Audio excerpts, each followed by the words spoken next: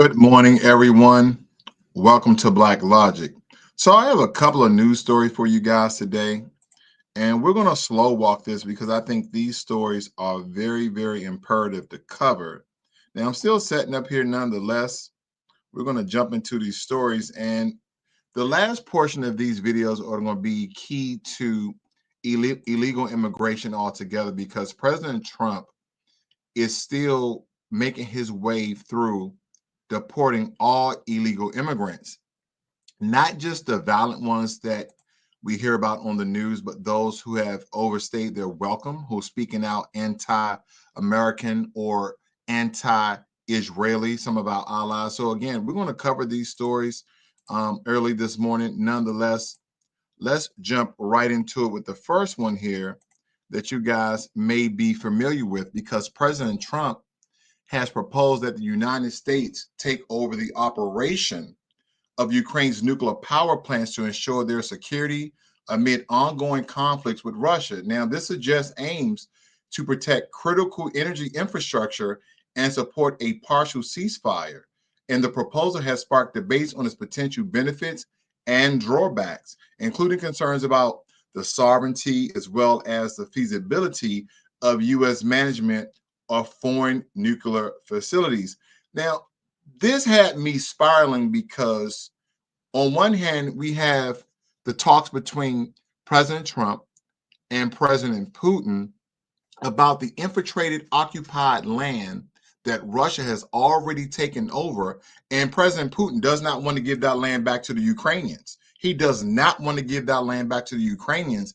And now President Trump, who were fostering and negotiating a ceasefire, let alone long-term a peace treaty, is now hinting and murmuring and rumoring that he wants to now take control and have ownership over the Ukraine nuclear plants. Now, if we're taking control of Ukraine's nuclear plants, do you know that we're going to start to export nuclear energy from Ukraine to America? And I wonder if we have ownership of those nuclear plants. Now, I don't know if Ukraine have the resources to keep these nuclear plants in regulation conditions, meaning that, there's no leaks, there's no outside contamination of harmful radiation to the public. But nonetheless, us containing ownership, are we going to buy them from the Ukrainians? Is President Zelensky going to allow Americans to buy Ukrainian power plants that are stationed on the land of Ukraine? Having a further footprint in Ukraine, is this going to help foster a ceasefire deal between President Putin because the United States of America is going to come in and own those U.S. power plants? Because again, President Trump, with a recent news interview, stated that he has a good relationship with President Putin of Russia as well as President Xi of China. So again, as these stories unfold, I'm going to keep you guys updated. If you're new to Blacklogic, please hit that subscribe button as well as the notification bell so you are aware and alerted every time I release a video or go live. So again, this is very important that we understand this because again, we have two powerhouses, Russia being one of the third largest countries in the world with, its landmass, the largest country in the world. But I believe according to the GDP, it's America, China, then Russia. So again, this is very, very important. Now, this next story may have you guys just kind of thinking about your overall happiness because for the 8th consecutive year, Finland has been ranked as the happiest country globally. According to the World Happiness Report, the report highlights factors such as social support and trust in the community and share activities like communal meals as key contributors to happiness. In contrast, and I don't think this comes to the surprise of anyone, the United States has fallen to its lowest position ever, ranking 24th in the world. The decline is attribute to increasing social isolation and a decrease in community engagement among Americans. So here's my question. If Finland is number one of being the most happiest country in the world, why aren't millions of immigrants flocking to Finland? Is it the lack of opportunity? Is it the frigid temperatures? Because again, Finland, Switzerland, Iceland, Greenland, Norway, all these countries in that Nordic region, Viking region, so to speak, it's very cold up there. So again, that doesn't mean they can't be happy, but I wonder why a lot of immigrants from around the world, even immigrants from cold countries, are not flocking to Finland. Do Finland have strict immigration laws? Do they have opportunities for you to start your own business? Because again, they're really happy. They're really, whatever the case, whatever that means, is that they're really satisfied. They're really happy with their country. It just has me thinking. That's why I brought this to you guys' attention. But I was just the other day looking at some of the 10 safest countries in the world. And those same countries I just named, Finland was in the top 10 as well. But there's other countries, I believe Singapore was in the top 10. Japan was in the top 10. A lot of these are very safe countries, very clean countries. If you guys are familiar with Singapore, Singapore is very clean. But here's another thing. Rwanda.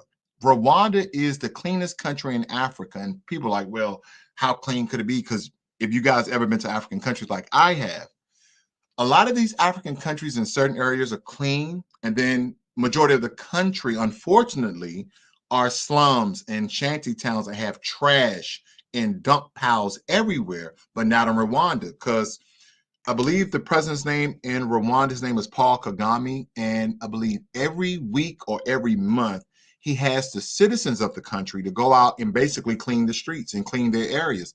And I believe America should do the same thing, because America in some areas is clean, in other areas is absolute filthy. And after going to countries from around the world, and I just kind of, wish that America was a lot cleaner, and I wish America was a lot safer. Here's another question. Why isn't America uh, part of the top 10 countries that's safe? Because we are the most policed country in the world. I want you guys to think about not only the federal law enforcement agencies we have, but also the state as well as local law enforcement. We're the most policed country in the world, yet we have some of the highest violence levels in the world. And I'm going to tell you why. It really, in my opinion, this is my opinion, this is my conjecture, this is my bias, it's immigration in some form or faction. It's just not the citizens, because again, American citizens commit crimes just like anyone else, just like illegal immigrants as well as legal immigrants. But again, you have all these different mixtures of cultures, not race. Because again, if I go back to culture, it's about those people who have not been here at least three generations. Three generations, like, great grandfather, grandfather, great grandfather, grandfather, his father. We're talking about as long as that, not just people who like, oh, my father came here and I'm a first or second generation. I'm talking about at least three generations of being America. I'm being American. Because again, those new wave of immigrants that have come in, they changed the very fabric of America. Now, besides racism, bigotry, bias, if we can just silo that for a second, Americans, no matter your religion, creed, or color, we have a culture, and that has been twisted, it has been transformed, and it has been changed. We've always had a certain level of violence, and it's because of our Constitution in some regards. That's why Republicans believe that the liberals or the Democrats are trying to take their guns, where we have this stark history with United Kingdom of them ever invading again. This is behind the War of 1812, that our government, no other country would ever infiltrate or invade America, because again, the American citizens will have firearms to defend themselves, either against a tyrannical government, ourselves, which may have America to implode, or foreign forces. So, not that I want to violate the Constitution, do guns make Americans inherently violent? Because again, you get into an altercation, you get upset, you get mad, you get frustrated. I've seen people get pulled out the car while they're driving along the highway. We've seen many of videos of people getting shot broad daylight. So here's a question, and this has nothing to do with violating Constitution or taking away Second Amendment rights. What if America did not have guns? Would we be similar to the UK where a bunch of people get stabbed? But would less people die per year? Would that increase the happiness of America altogether? That's my question I pose for you guys. Leave it in the chat or leave it in the comments after this video. Now, are you guys familiar with this story? I covered this about a couple of weeks ago about this young Indian American woman who went missing in the Dominican Republic. And the individual that you guys see here on your screen, this individual was last seen with the missing student and had reportedly left the Dominican Republic. He has left the Dominican Republic altogether. And this is after obtaining a new passport. And authorities are intensifying their investigation into the Indian American's disappearance because with this recent development adding urgency to the case. I want you guys to really, really think about that for a second.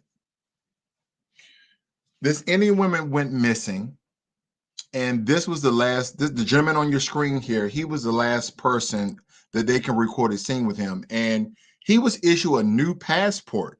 I wonder, how much money he has nonetheless, but he was granted permission to leave the country, and he left the country. He wasn't detained. Okay. He wasn't, his passport wasn't, retrieved or anything. They gave him a new passport.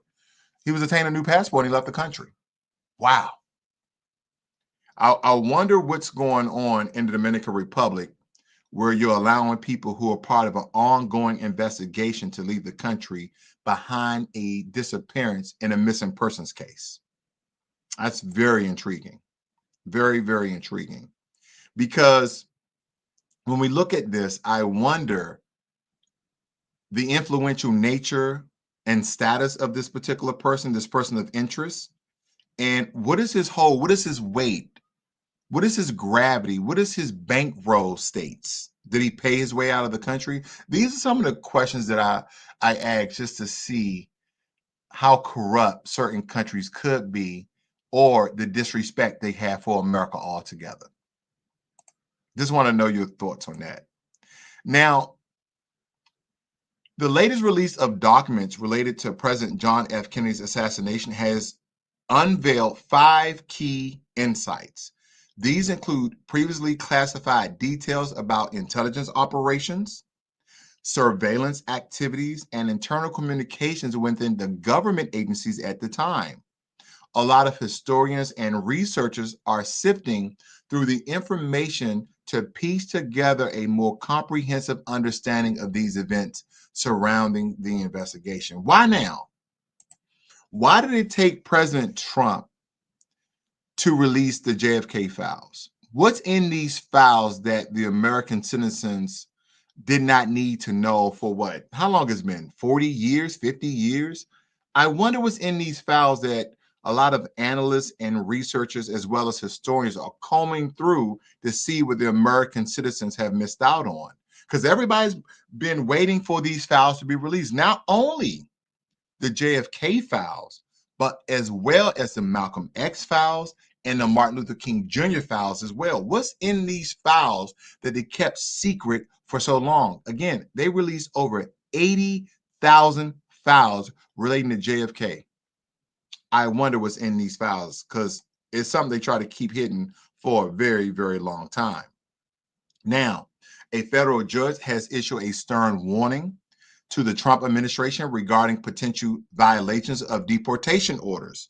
The judge emphasized that any failure to comply with court mandates could result in significant legal consequences, underscoring the importance of adherence to judicial rulings in immigration matters.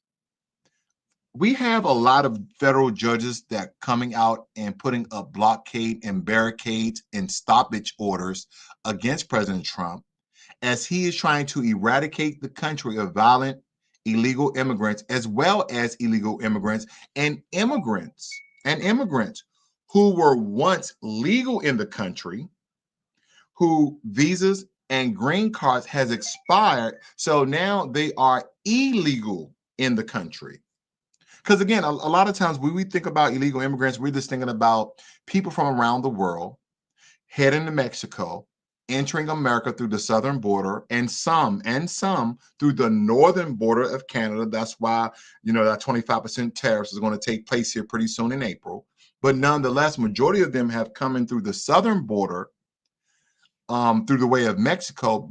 I just wonder what these judges have in mind. Are they looking out for the best interests of America? Are they looking out for the best interests of the American citizens? Are they upholding the rule of law? Or they have some sort of special interests? Are they linked some way, in some form, to Democrats? Are they getting paid under the table? Is there corruption somewhere to be found? Or are they simply just doing their jobs? I'm just asking questions because I do not know, but I'm pretty sure there's information that, again, whether it be Doge or special investigation services that America has to investigate a lot of these judges, see if they're linked in any form to payments under the table or any illegal activity because of the actions and decisions that they're making when it comes to immigration altogether. That is essentially what I want to know, and I'm pretty sure a lot of American citizens want to know that as well. Actress Shannon Elizabeth, known for her role in American Pie, revealed that she was detained by ICE while attempting to renew her work visa. This young lady you see on your screen. She described the experience as inhumane and expressed concerns about the treatment of individuals undergoing immigration processes. The incident has sparked discussions about the complexities and challenges within the U.S. immigration system. So this kind of has me reverse back to that second story that I gave you guys. You see the story right here about Finland being, the happiest country in the world. In the U.S., we have fallen to the 24th spot.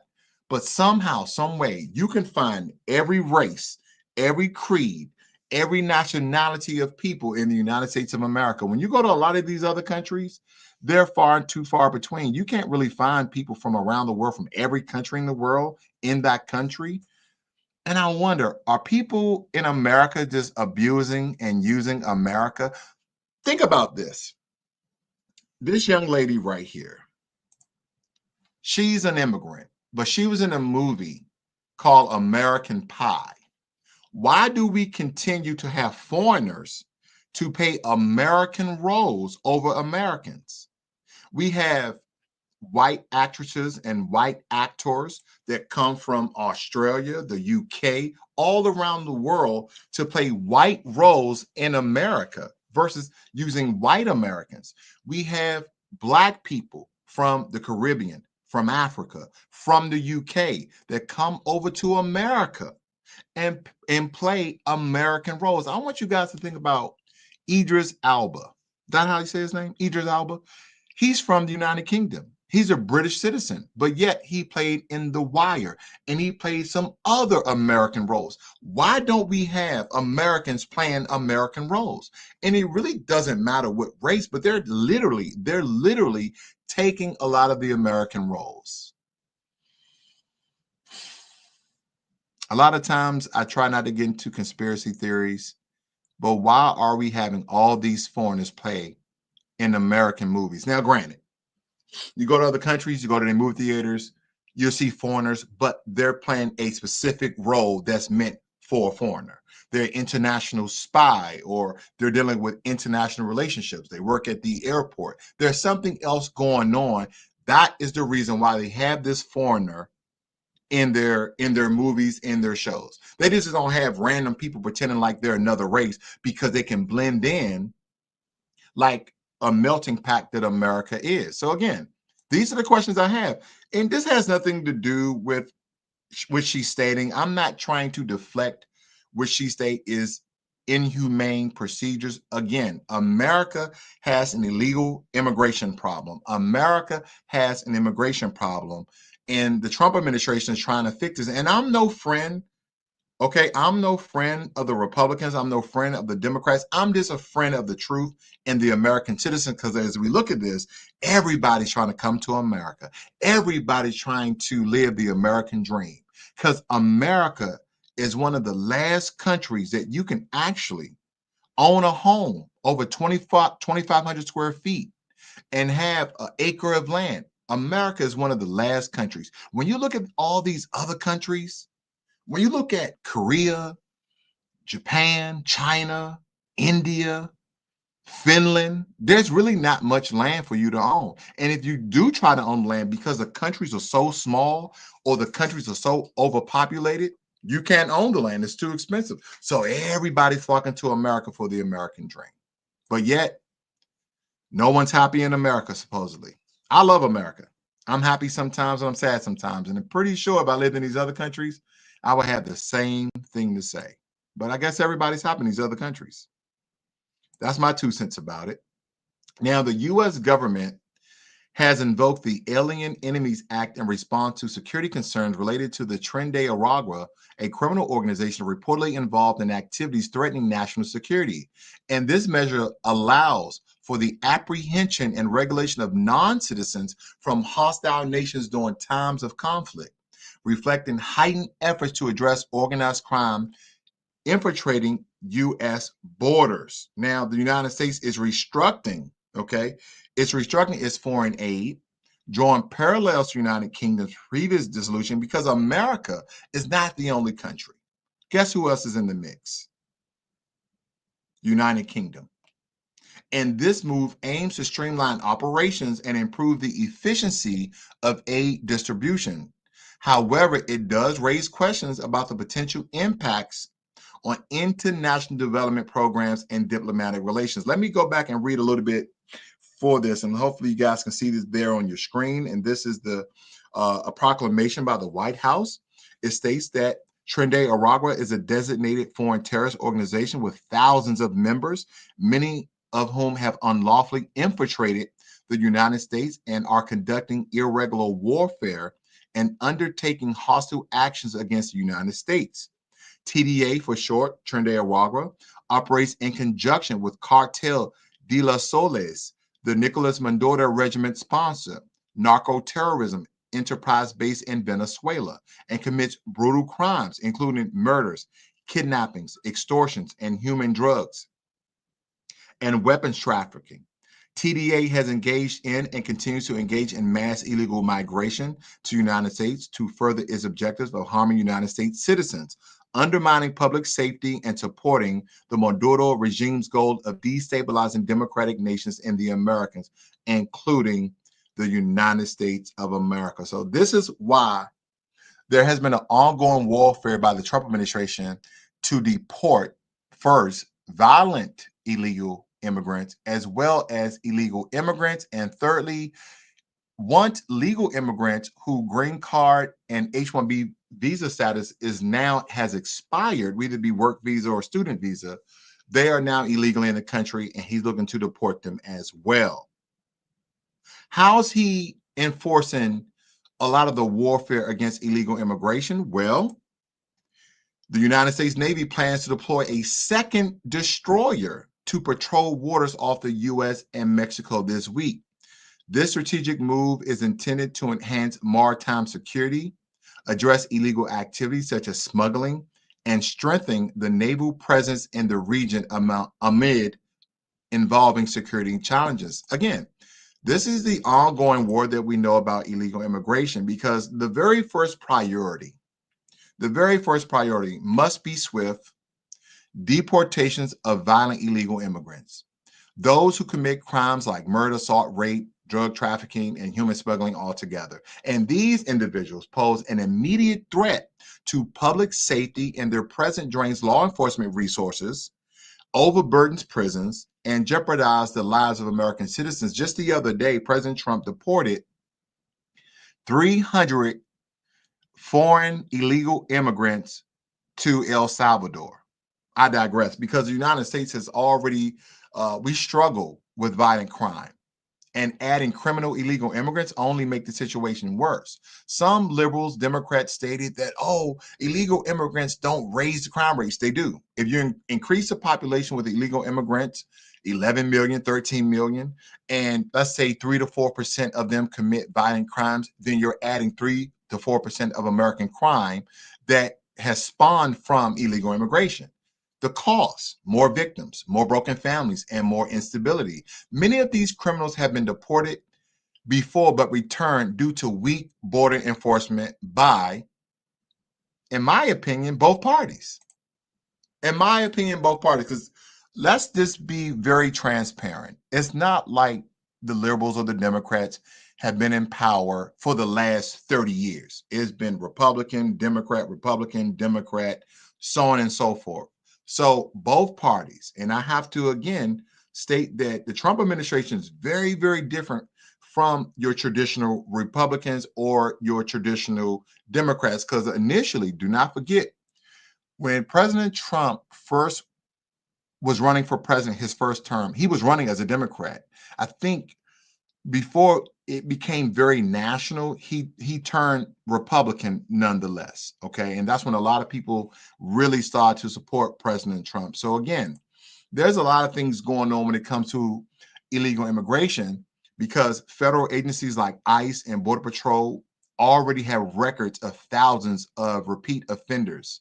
But yet, political red tape prevents their immediate removal.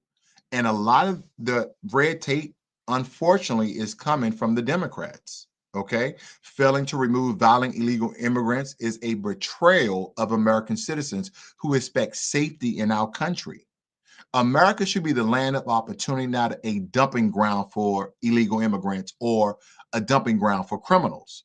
Once the violent offenders are deported, the next phase must be the deportation of all illegal immigrants. Why? Because no nation can survive without enforcing its laws. Illegal immigration costs taxpayers billions of dollars per year in healthcare, education, and welfare benefits that should be going to who? Struggling American citizens, because many illegal immigrants take jobs that could go to white Americans, Black Americans, Asian Americans, Hispanic Americans, and other Americans, working people, and legal immigrants who follow the rule of law. Because illegal immigration suppresses wages, make it harder for Americans, especially Black Americans, to earn a living wage. When millions of people live in a country without legal status, it weakens the meaning of citizenship, making a mockery of those who follow the legal process. This is nothing xenophobic, because people will say that, oh, that's so xenophobic and bigotry and racist. No, there is nothing xenophobic about enforcing immigration laws. If a country doesn't control who enters and stays, it ceases to be a sovereign nation. If the law isn't enforced, it's not really a law at all, is it? After securing the border and removing those who entered illegally, the final step is ensuring that legal immigrants remain in compliance with their status. Let me say that again. The final step is ensuring that legal immigrants remain in compliance with their status. A green card, a work visa, or a student visa is not a free pass. It comes with conditions. If a green card holder commits a felony, their status should be revoked and they should be deported. H-1B visa holders must continue working for their employer who sponsored them. If they lose that job and fail to secure another legally within the allowed time frame, they must leave as well. Student visa holders who drop out of school or stop attending classes must also be sent back immediately. Visa overstays make up a huge percentage of illegal immigration, because these are the people who were legally allowed into the country, but then choose to break the law by not leaving when required. They hide out, they go to friends' house, family houses, people they're associated with. They pay people to get married just to stay in the country, and all of that is illegal. Because if they're allowed to stay, what's the point of having immigration laws at all? And then we have all these people who may be American citizens that seems to be mostly on the liberal and democratic side fighting for illegal immigrants to stay. What are we doing here? What are we doing? America's first duty is to its citizens, is it not? Not to illegal immigrants. Enforcing immigration law isn't about race, it's about protecting the economy and preserving national security and ensuring fairness altogether. First, remove the violent criminals.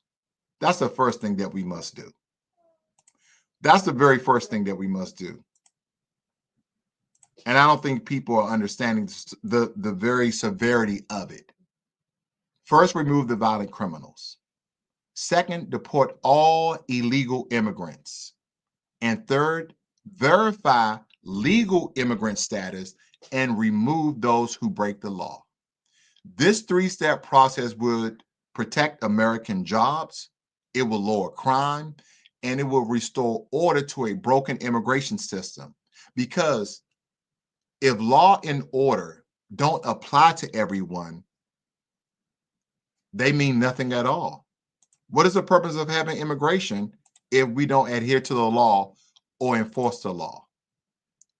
Leave your comments and questions in the comments below. Thank you for joining me here this morning. You guys have a great and wonderful day. This is Blacklogic.